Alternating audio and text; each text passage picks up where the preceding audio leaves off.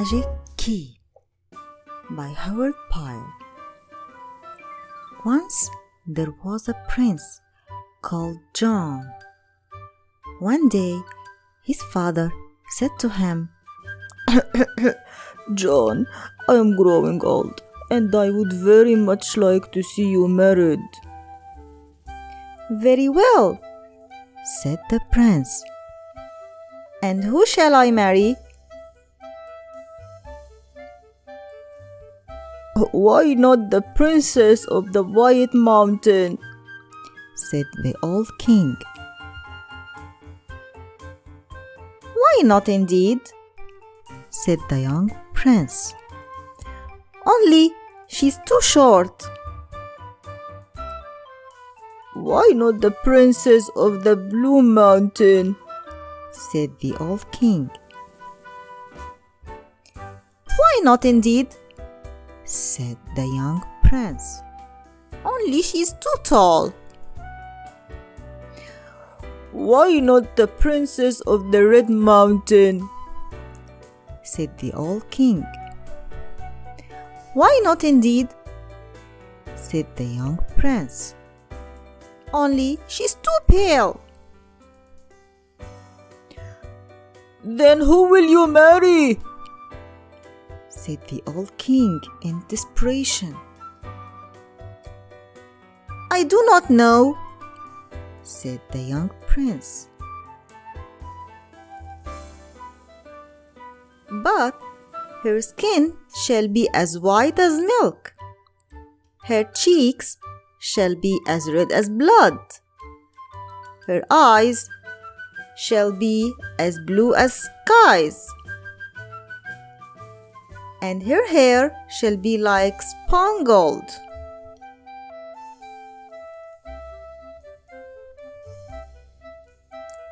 Then go and find her, said the king. So the prince traveled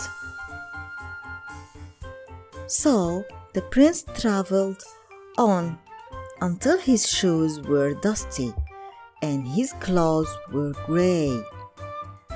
Nothing was in his bag but a piece of brown bread and some cold meat.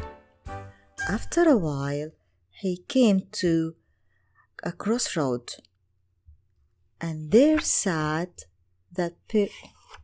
an old woman. She looked very sad. Please help me, sir. I am very hungry, said the old woman. The prince was a good-hearted fellow, so he said, I only have a little food, but you're welcome to it. The old woman ate the prince's food as soon as he handed it to her.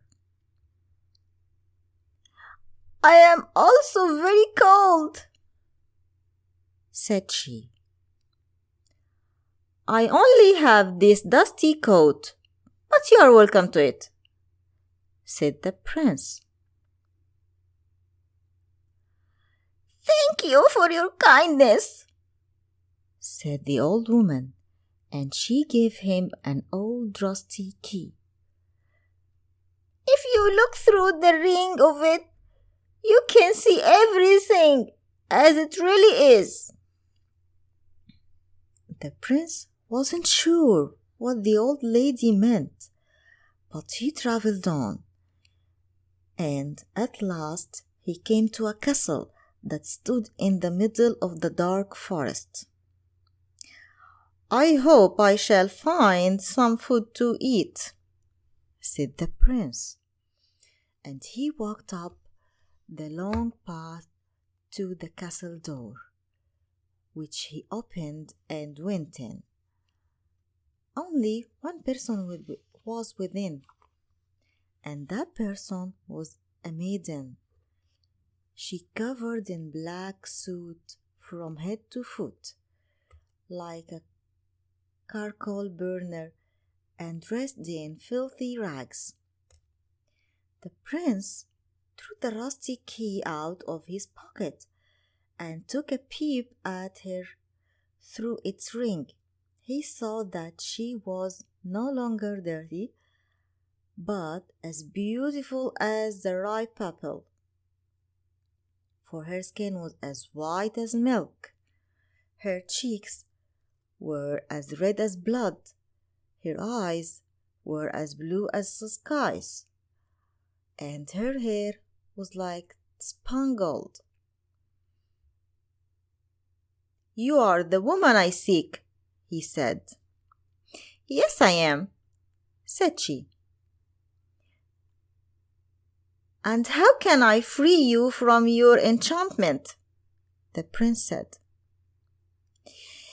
"If you stay here, there 3 nights, and bear all that shall happen to you without a word, then I shall be free," said she. "Oh, yeah, I will do that," said the prince. He had fallen in love at first sight. After that, the dirty princess set a supper before him, and the prince ate like a king. A little while later, there was a loud noise. The door opened, and in came an ugly troll with a head as big as a bucket. It rolled its great saucer eyes around till it saw the prince beside the fire.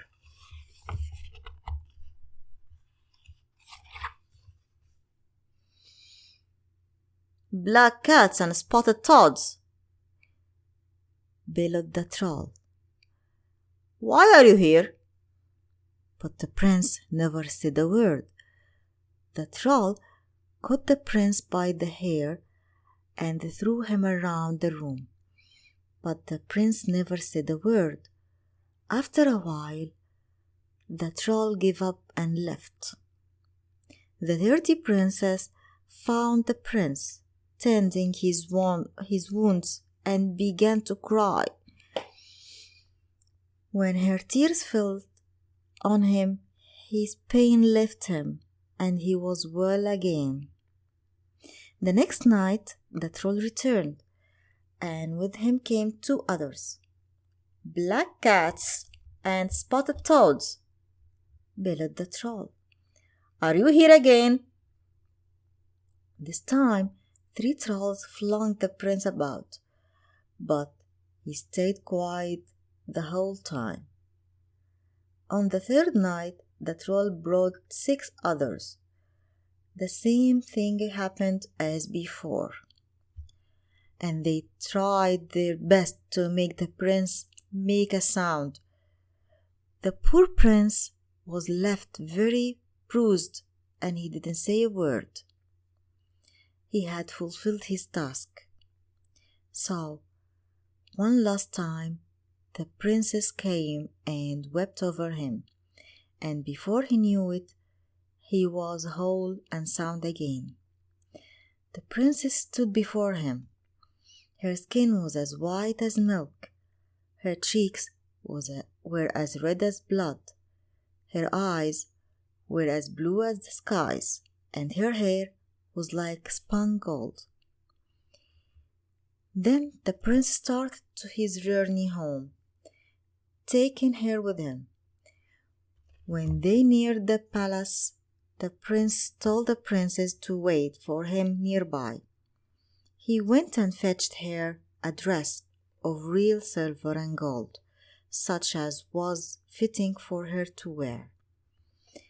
Then the happy couple rode into the town together, where they were welcomed by all the people.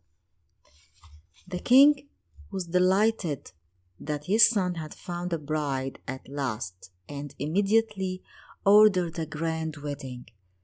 The prince and the princess were overjoyed and lived happily ever after for the rest of their days. The end.